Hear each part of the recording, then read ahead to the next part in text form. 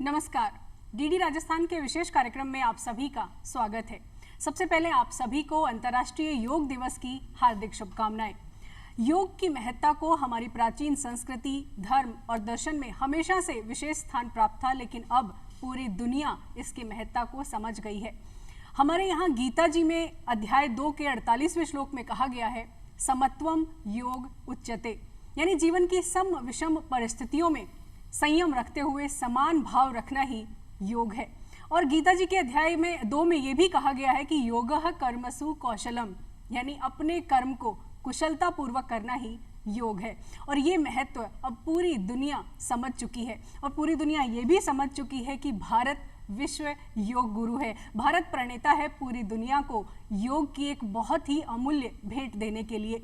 जैसा कि हम सभी जानते हैं, माननीय प्रधानमंत्री जी ने अंतर्राष्ट्रीय योग दिवस की शुरुआत की। उन्होंने संयुक्त राष्ट्र संघ में योग दिवस मनाने का प्रस्ताव रखा और दुनिया के 177 देशों ने खुले मन से इसे स्वीकार किया और 21 जून को प्रतिवर्ष योग मनाए जाने की शुरुआत हुई। आज के इस विशेष कार्यक्रम में हम चर्चा करने जा रहे हैं, करें योग रहें निरोग में। हम बात करेंगे कि योग हमारे जीवन का अहम हिस्सा कैसे बन सकता है, हम योग को दिनचर्या में कैसे शामिल करें, और इस विषय पर विस्तार से बातचीत के लिए हमारे बीच मौजूद हैं योग गुरु डॉक्टर महेंद्र सिंह जी और योगाचार्य हेमलता शर्मा जी। आप दोनों का ही हमारे कार्यक्रम में बहुत बहुत स्वागत है।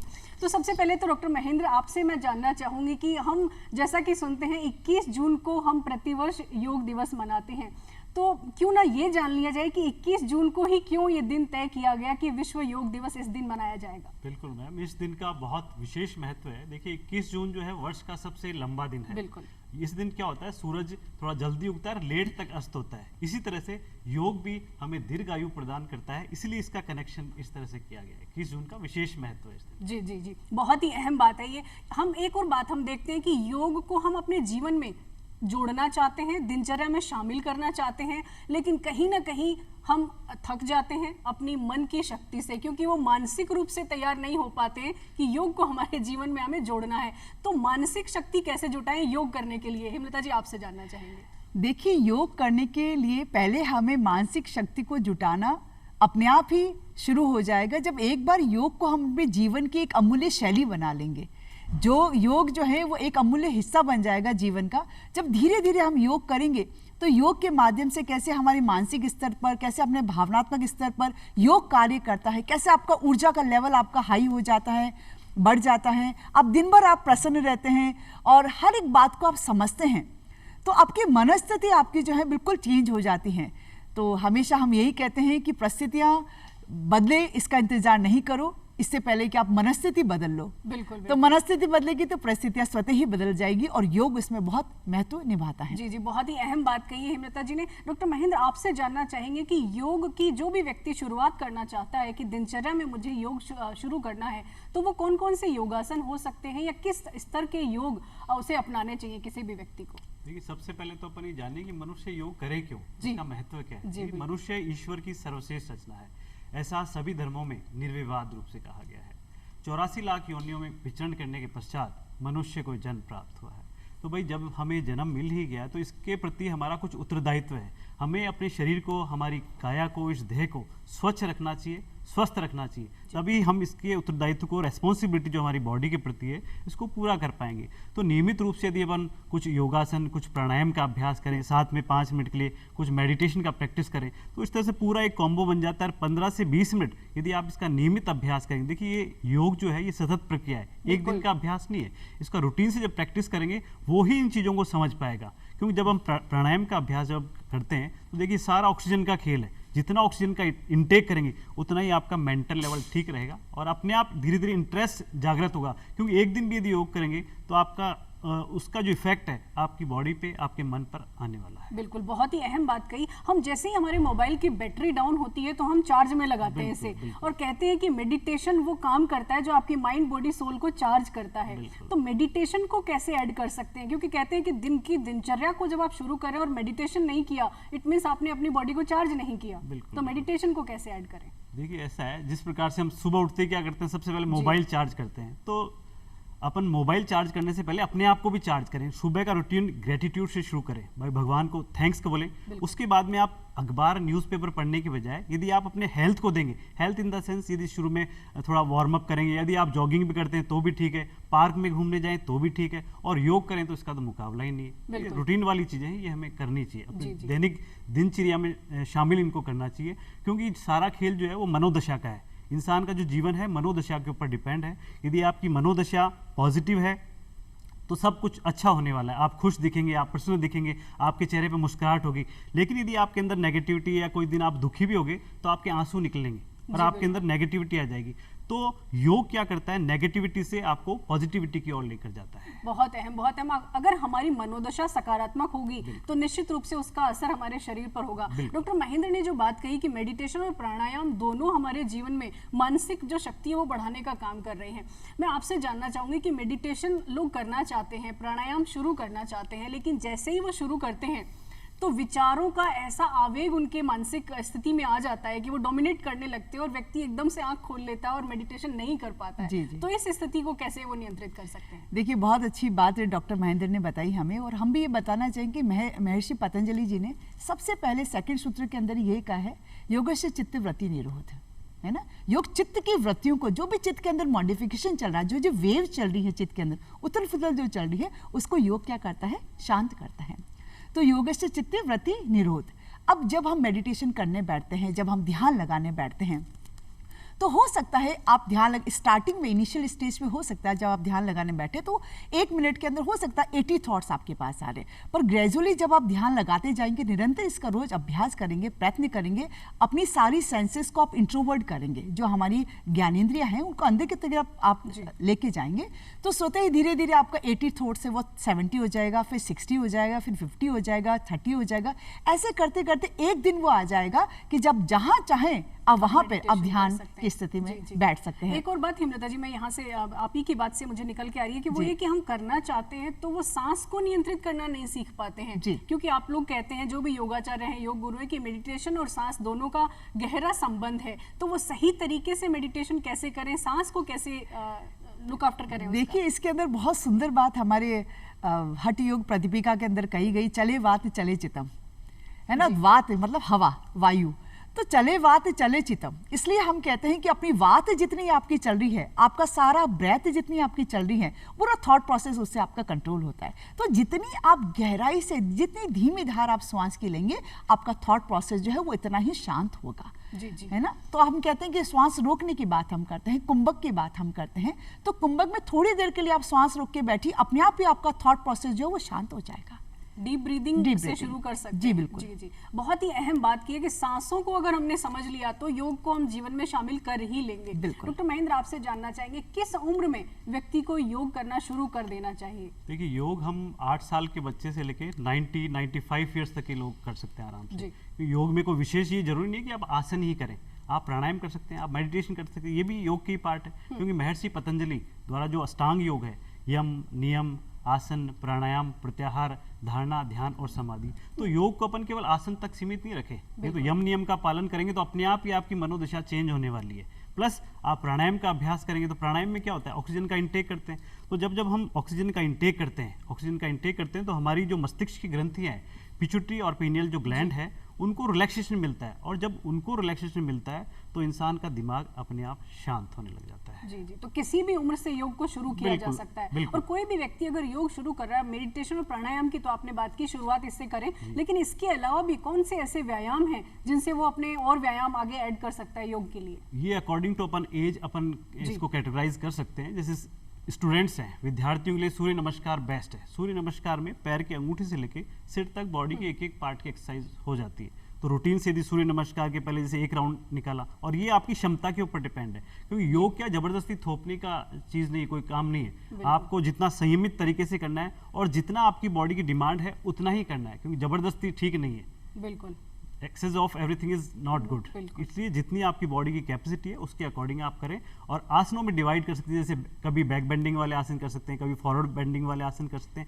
ऐसे धीरे धीरे जब इसकी शुरुआत करेंगे तो अपने आप इंटरेस्ट क्रिएट होने लग जाएगा, और अपने आप धीरे धीरे आपको लगेगा कि हाँ, ये मेरे लिए चीज़ ठीक है, ये मेरे लिए चीज़ वो अपने बिल्कुल, अकॉर्डिंग टू आप कर सकते हैं। एक बात और, योग अगर शुरू कर रहे हैं तो खान पान भी उसमें बहुत अहम है। तो बिल्कुल। योग करना जो व्यक्ति शुरू कर रहा है उसका खान पान कैसा होना चाहिए, किस तरह की डाइट ले ताकि योग का बेनिफिट उसे मिले? बहुत अच्छा क्वेश्चन है। जैसा खाएं अन्न वैसा बने, बिल्कुल। सीधी सी बात है। जितना अपन अच्छा खाएंगे, और देखिए योग करने वाले अपने आप ही मनोदशा चेंज हो जाती है। मैं बार बार एक ही चीज पे बता रहा हूँ आपको कि जब इंसान योग करता है तो सबसे पहले आती है उसके अंदर पॉजिटिविटी जब आने लग जाती है तो उसको लगता है कि सब कुछ मैं जो करूं वो सात्विक करूं। कहने का मतलब सात्विक खाना खाऊं। आप सुबह उठिए, अंकुरित अनाज जिसको बोलते हैं अपन, है ना, आप स्प्राउटेड वीट्स का ब्रेकफास्ट ले सकते हैं। चेंजेस कर करके लेंगे तो आपका क्या है, पूरा दिन एनर्जेटिक रहेगा। आप जब स्प्राउटेड वीट्स लेते हैं मॉर्निंग के अंदर तो उसके अंदर एक विशेष तरह के एंजाइम होते हैं जो आपकी बॉडी की क्लीनिंग करते हैं। तो इससे क्या होगा, आपका पूरा दिन एनर्जेटिक रहेगा। और योग जब आप करेंगे तो अपने आप ही आपका मन जो है वो सात्विकता की ओर बढ़ेगा। मैंने कहा मनोदशा चेंज होगी तो अपने आप ही वो बुरे विचारों से, नेगेटिविटी से दूर होके, और वो अच्छा ही, उसको लगेगा कि मेरा शरीर है तो मेरी रेस्पॉन्सिबिलिटी, तो मैं कुछ अच्छा ही इनटेक इसके अंदर करूं। तो अच्छा खाना, सारा ही मनोस्थिति का खेल बिल्कुल है। योग मनोस्थिति को ठीक करने में अहम भूमिका निभाता है। आज के समय में मनोदशा ही ठीक होनी चाहिए। फिजिकली आप ठीक है, लेकिन यदि आप मेंटली फिट नहीं है, क्योंकि आप वर्तमान में अपन देखते हैं मेंटली लोग ज्यादा बीमार हैं, सोचने की आदत है, जैसे कि एंजाइटी, डिप्रेशन, ओवर थिंकिंग करते हैं अपन, उसकी वजह से सब प्रॉब्लमेटिक हो जाता है। जी जी, बहुत ही अहम बात कही। हेमलता जी, आपसे ही जानना चाहेंगे कि आज के दौर में तनाव, एंजाइटी, डिप्रेशन, ये सारी चीजें इतनी ज्यादा हावी हो गई हैं, सिर्फ बड़ों में नहीं बच्चों में भी ये चीजें देखने को मिल रही हैं। तो इसको योग कैसे ओवरकम कर सकता है, कैसे हेल्प कर सकता है इसमें? योग इसमें बहुत बड़ी भूमिका निभा सकता है, क्योंकि जब हम योग करते हैं तो कहीं ना कहीं हम बाहरी दुनिया से हम डिस्कनेक्ट होते हैं और अपनी अंदर की दुनिया में हम प्रवेश करते हैं। जब अंदर की दुनिया में हम प्रवेश करते हैं योग के माध्यम से, आसन के माध्यम से, प्राणायाम के माध्यम से, ध्यान के माध्यम से, तो धीरे धीरे हमारा पैरासिम्पैथिक नर्वस सिस्टम हमारा एक्टिवेट होता है, जो रिलैक्सिंग हार्मोन्स का, हैप्पी हार्मोन्स का सिक्रेशन करता है। तो सारा हम देख रहे हैं कि छोटे बच्चों से लेकर बड़ों तक आज का कोई ऐसा व्यक्ति नहीं जिसके लाइफ के अंदर स्ट्रेस ना हो। जिस तरह से हम भाग रहे हैं, दौड़ रहे हैं, तो सबके जीवन के अंदर स्ट्रेस है, तनाव है, कार्टिसोल हार्मोन बहुत बढ़ गया है। बिल्कुल, बहुत ज्यादा। तो हमें क्या करना चाहिए कि उसके अंदर थोड़ी देर के लिए, जैसे हम फिर मैं कहूंगी कि हम घर को साफ सुथरा रखते हैं, डस्टिंग करते हैं, झाड़ू पोछा करते हैं, इस दिमाग के अंदर भी दिन भर ये सुबह उठते हैं जब से चलता है और रात को सोते तब भी आपका सबकॉन्शियस माइंड आपका वर्क करता है। तो what you have to do, आपको क्या करना चाहिए वहां पे कि थोड़ी देर के लिए 24 आवर्स के आउट ऑफ 24 आवर्स अगर आप 5 मिनट के लिए भी प्योरली आप ध्यान की स्थिति में जाते हैं, अपनी ब्रेथ से आप कनेक्ट होते हैं, अपने इष्ट देवता से आप कनेक्ट होते हैं, किसी भी ऑब्जेक्ट से आप कनेक्ट हो जाइए, तो आप त्राटक करते हैं, सूर्य त्राटक आप करते हैं, तो बहुत सारी एनर्जी को आप अपने अंदर इनवाइट करते हैं। और कहीं ना कहीं इनवाइट करना, एनर्जी को इनवाइट करना आपको पॉजिटिविटी को इंक्रीज करता है और आपके स्ट्रेस लेवल्स को रिड्यूस करता है। और सारा हमने देखा है कि सारा साइकोसोमेटिक बीमारी पहले दिमाग में आती है, बाद में शरीर में दिखाई देती है। तो ये बात हमें अच्छी तरह से समझ लेनी चाहिए कि योग के माध्यम से कैसे हम स्ट्रेस लेवल को कम करें, और कम करके जो भी स्ट्रेस से रिलेटेड, चाहे आपका पीसीओडी का प्रॉब्लम है गर्ल्स के अंदर, चाहे आपका डाइजेशन इंप्रूव नहीं है, ओके, आप ब्रेथ लेने में ब्रेथलेस आप फील करते हैं बहुत ज़्यादा, लथार्जिकनेस आप फील करते हैं बहुत ज़्यादा, थकावट फील करते हैं, ऊर्जा नहीं है, मन आपका शांत नहीं है, और आप ऊर्जा में एक सकारात्मक सोच और आपकी सकारात्मक ऊर्जा नहीं है, तो उसके अंदर ध्यान लगाना बहुत ज़्यादा जरूरी हो जाता है। तो स्ट्रेस लेवल पे बहुत कम, यानी हैप्पी हार्मोन्स अगर हमें बढ़ाने हैं, सेरोटोनिन है या डोपामाइन है या दूसरे हैप्पी हार्मोन्स है, तो योग को अपनाना बेहद जरूरी है। ये कार्टिसोल हार्मोन का लेवल बहुत कम कर देगा, आपकी जिंदगी में बहुत बड़ा बदलाव ला सकता है योग। डॉक्टर महेंद्र, योग बच्चों को कैसे सिखाएं, क्योंकि बच्चे भी आजकल ओबेसिटी का शिकार हो रहे हैं। दूसरा, बच्चों में प्रॉब्लम है, स्क्रीन टाइम उनका बहुत ज्यादा है, तो बच्चों में बहुत सारी ऐसी हेल्थ प्रॉब्लम आ रही है जो अर्ली स्टेज से ही गंभीर होने लगी है। तो बच्चों को कैसे योग करना चाहिए? बिल्कुल, बच्चों के लिए तो बहुत ज्यादा बेनिफिशियल है, क्योंकि अभी जो ये कोरोना टाइम पे जो बच्चों का जो स्क्रीन टाइम बढ़ा है वो बहुत गलत हुआ है। बच्चे क्या देख रहे हैं, क्या नहीं देख रहे, क्या पढ़ रहे हैं, क्या नहीं पढ़ रहे हैं, बिल्कुल पेरेंट्स भी ठीक है वर्किंग है तो ध्यान नहीं दे पाते ज़्यादा। तो ये चीज़ें सब स्कूल लेवल पे शुरू होना चाहिए। अभी सीबीएस ने जितने भी सीबीएसई के स्कूल्स हैं वहाँ योगा टीचर्स अवेलेबल हैं, और टचवुड बहुत अच्छा उसका प्रभाव बच्चों के ऊपर आ रहा है। बच्चे रूटीन से सूर्य नमस्कार कर रहे हैं, आसन कर रहे हैं, प्राणायाम की प्रैक्टिस कर रहे हैं, मेडिटेशन की प्रैक्टिस कर रहे हैं, क्योंकि बच्चे जब स्क्रीन टाइम ज़्यादा रहेगा इनका तो नेचुरली उनकी आंखें भी इफेक्ट होगी, आंखें भी प्रभावित होगी। तो आंखों की, जैसे अभी हेमलता मैम ने बात की त्राटक की, अपन त्राटक की प्रैक्टिस यदि बच्चों को कराते हैं तो बच्चों का जो दिमाग है वो पॉजिटिविटी की ओर जाएगा, और जैसा कि आपने बताया कि भाई अब मेडिटेशन का अभ्यास अपन करते हैं, तो ये देखिए एक दिन का अभ्यास नहीं है, हो सकता है मनुष्य की प्रकृति है कि उसके मन में विचार आएंगे ही आएंगे। इवन अपन पूजा भी करते हैं भगवान की, ये चीजें बच्चों से शेयर करें, अपन बात करें 2 मिनट के लिए, अपन बच्चों को बोलते हैं कि बेटा दीपक जला दो घर पे, तो बच्चा दीपक जलाता है, उस दौरान भी बच्चे बताते हैं ऐसा कि दिमाग में कई तरह के विचार चलते हैं। लेकिन जब उसको बताएं कि अपन जो ध्यान करें, तो सबसे पहले तो अपन दीपक का ध्यान कर सकते हैं। दीपक की जो लॉ चल रही है उसको बच्चों को बताएं कि बेटा आपको 5 मिनट इसको अपलक यानी बिना पलक झपकाए आप उसको देखने की कोशिश करो। तो बच्चा जब रूटीन से करेगा तो एक दिन 10 हो सकता है महीना भर लग जाए, इसमें 2 महीने लग जाए, लेकिन जब वो 5 मिनट इसकी प्रैक्टिस करेगा तो 2 या 3 मिनट ऐसे उसके आने वाले हैं जब उसको लगेगा कि हाँ मेरे दिमाग में कोई विचार नहीं आया और मुझे केवल दीपक की लौ दिखी। तो ये एक दिन का इफेक्ट नहीं है, रूटीन प्रैक्टिस है। और बात अभी तनाव की भी चल रही थी, तनाव के बारे में मैं बताना चाहूँगा थोड़ा सा। देखिए तनाव की डेफिनेशन है क्या, तनाव कहाँ से आया, तो देखिए भूतकाल से लगाओ, भूतकाल से लगाओ, वर्तमान से असंतुष्टि और भविष्य की चिंता, यही तनाव का कारण। आप कैसे भी एज्यूम कर लो, क्योंकि जो बीत गया आप उसको बदल नहीं सकते, और जो आने वाला है उसको आप कंट्रोल नहीं कर सकते। यू कैन मैनेज ओनली, आप उसको मैनेज कर सकते हैं लेकिन कंट्रोल नहीं कर सकते। तो जो खुशियां हैं वो वर्तमान में ही है। और जैसा कि अभी हार्मोन्स की बात जो चल रही थी, तो देखिए कहते हैं हंसने वालों को दवाओं की जरूरत नहीं होती, लेकिन वर्तमान में हमें हंसी कम ही आती है। तो हंसने से क्या होता है, बॉडी के अंदर एक नेचुरल एक हार्मोन निकलता है जिसको एंडोर्फिन बोलते हैं, तो वो ज्यादा हंसने से बोलते हैं। तो शरीर की छोटी मोटी बीमारियां तो हंसने से दूर हो जाती है। सारा हंसी का ही खेल है, जितना इंसान खुश रहेगा, प्रसन्न रहेगा, तो बीमारी आएगी नहीं इंसान को। कहने का मतलब है जो प्रॉब्लम है वो अनकंट्रोल्ड थॉट्स की वजह से है। हमारे विचार अनियंत्रित हैं, उनको हम नियंत्रित नहीं कर पा रहे, चाहे वो किसी भी तरह की नेगेटिविटी है उसका असर ज्यादा हो रहा है, तो तनाव हम बढ़ा लेते हैं। आपने बहुत अच्छी बात कही कि हंसने से बहुत सारी समस्याएं वैसे ही हल हो जाती हैं। आज की फैमिली के सिस्टम की अगर हम बात करें तो साथ में बैठ के खाने की जो हमारी प्राचीन परंपरा थी वो शायद धीरे धीरे कम हो गई है। सब अपने अपने रूम्स में खाना खा रहे हैं। और दूसरी जो सबसे बड़ी प्रॉब्लम आज की है वो है नोमोफोबिया, यानी हम साथ में बैठे हैं तो भी फोन हमारे हाथ में है, फैमिली मेंबर साथ में बैठे हैं लेकिन फोन लेकर बैठे हुए हैं। तो योगा कैसे एक योगा टुगेदरनेस बढ़ा सकता है, कैसे फैमिली साथ में मिलकर योगा करे, मैं आप दोनों से जानना चाहूंगी। हिमलता जी पहले आपसे जानना देखिए, इसके लिए फैमिली में जो मुखिया है उसका बहुत बड़ा रोल है। उनको सेट करना पड़ेगा कि फैमिली क्वालिटी टाइम अपना हो। सब जगह एक निश्चित कर दिया जाए कि ये समय, और आपको पता होना चाहिए उस मुखिया को कि कब सब एक साथ मिल रहे हैं। एक समय तो ऐसा आता होगा 24 आवर में से, तो कब हम एक साथ मिल रहे हैं, तो वहां पर फिर आप पूरी फैमिली के साथ में बैठकर आप चाहे कुछ भी करें, आप चाहे स्ट्रेचिंग करें, चाहे आप योगासन करें, चाहे आप ध्यान करें, चाहे आप हास्यासन करें, चाहे एक जनरल आप टॉक करें, हेल्दी टॉक्स करें, संवाद करें, तो इससे क्या एक बॉन्डिंग आपकी बहुत होती है, बढ़ती है उससे। और फैमिली को जब हम टाइम देते हैं, शेयरिंग सिस्टम होता है, तो कहीं ना कहीं वो शेयरिंग करना ही स्ट्रेस लेवल को हमारे रिड्यूस कर देता है।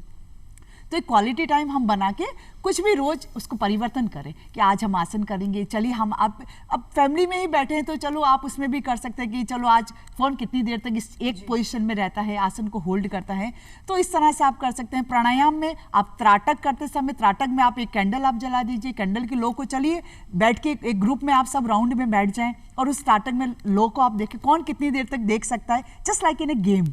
खेल में हम अच्छा बनाए हैं ना। हाँ, तो ये एक फैमिली टाइम हम निश्चित करके और हम बता सकते हैं कि हाँ छोटे छोटे से हम योगासन करके, प्राणायाम करके, ध्यान करके और हम इसको और भी ऊर्जावान बना सकते हैं। डॉक्टर महेंद्र, आपसे भी जानना चाहूंगे इस विषय पर कि फैमिली में टुगेदरनेस बढ़ाने में योग कितना। हिमलता जी ने बहुत अच्छी बात की, परिवार के मुखिया का इसमें बहुत बड़ा रोल है। सपोज को एक छोटी सी हैबिट ले कि परिवार का मुखिया इधर रोजाना पेस्ट कर रहा है, ठीक है, तो रोजाना पेस्ट कर रहा है रात को सोने से पहले, जो एक अच्छी हैबिट्स है, क्योंकि कुछ अच्छी हैबिट्स, कुछ पाने के लिए कुछ अच्छी हैबिट्स की जरूरत है।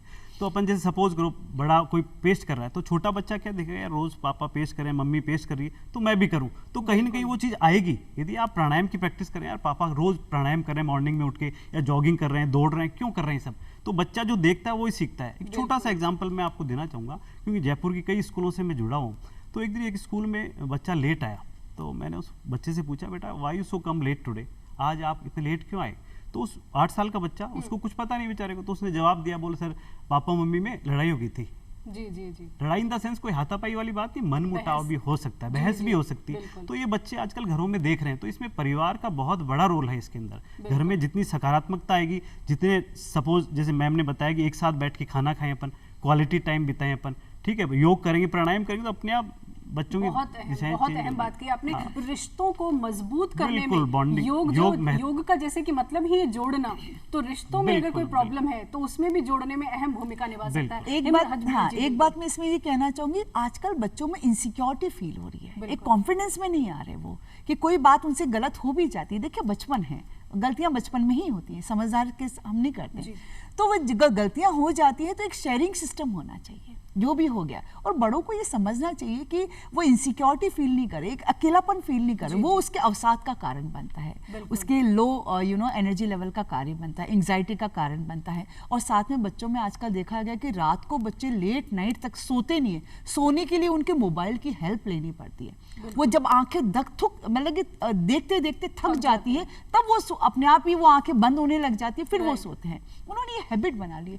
तो हमें बच्चों को अच्छे संस्कार देने हैं, किस तरह से वो कब उठे, एक दिनचर्या उनकी कैसी हो, जीवन शैली उनकी कैसी हो, कब आपको सोना है, कब आपको जागना है, इसके उनको फायदे बताएं। बिल्कुल। तो उसका बहुत बड़ा इफेक्ट आएगा। बहुत ही अहम। इस बात से जुड़ते हुए मैं एक और बात, क्योंकि आपने कहा कि आप स्कूलों से जुड़े हुए हैं, तो काउंसलिंग का एक बहुत बड़ा रोल होता है, क्योंकि किशोरावस्था में जो बच्चे होते हैं वो कई बार रिटेलिएशन मोड पे आ जाते हैं, योग की बात उन्हें नहीं समझ में आती, वो फास्ट मोड पे होते हैं, जिम की एक्सरसाइज या दूसरी एक्सरसाइज उन्हें समझ में आती है, योगा से वो दूर रहना चाहते हैं। तो काउंसलिंग के जरिए किस तरह से, क्योंकि शैक्षणिक संस्थानों की भी भूमिका है कि जो किशोरों में जो बिहेवियरल चेंजेस आ रहे हैं या जो मानसिक स्थितियों में जो बदलाव हम देख रहे हैं, उसमें योग कितनी बड़ी भूमिका निभा सकता है स्थितियां ठीक करने में, आपसे जानना चाहिए। देखिए, किसी भी राष्ट्र का उज्जवल भविष्य उस देश के बच्चों में निहित होता है, जिस देश के बच्चे ऊर्जावान होंगे, संस्कारवान होंगे और योग करेंगे। तो योग करने से क्या विचारों की शुद्धता आती है, और जब विचारों की शुद्धता बच्चों में आएगी तो नेचुरली अच्छा देश अपना बनने वाला है,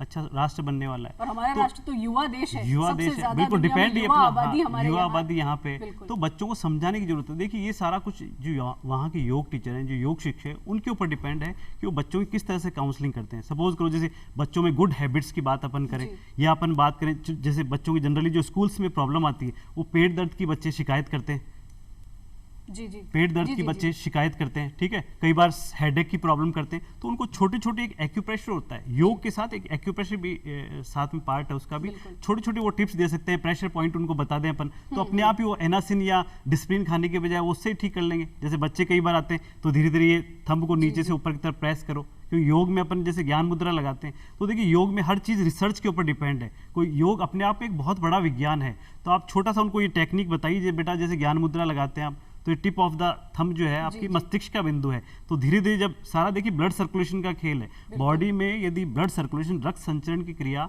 नियमित रूप से होती है तो शरीर में कोई बीमारी आएगी नहीं। तो आप धीरे धीरे ये प्रेशर दीजिए, उनको बताएं आप, विद इन 5 मिनट्स के अंदर 95% दर्द ठीक हो जाता है। तो ये बताने की, काउंसलिंग करने की तरीके से जरूरत है। पूरी दुनिया योग के महत्व को समझ रही है, हमें हमारे देश के युवाओं को, बच्चों को समझाने की जरूरत है ताकि योग को वो जोड़ सके।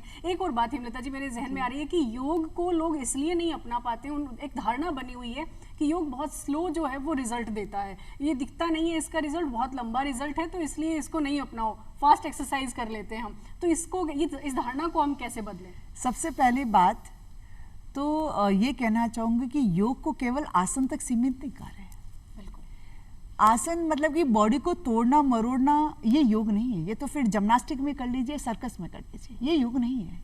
योग है जो चेतना का विकास करता है, आपके पोटेंशियल को आपको बताता है कि what you are and how much capacity you have in your body and mind.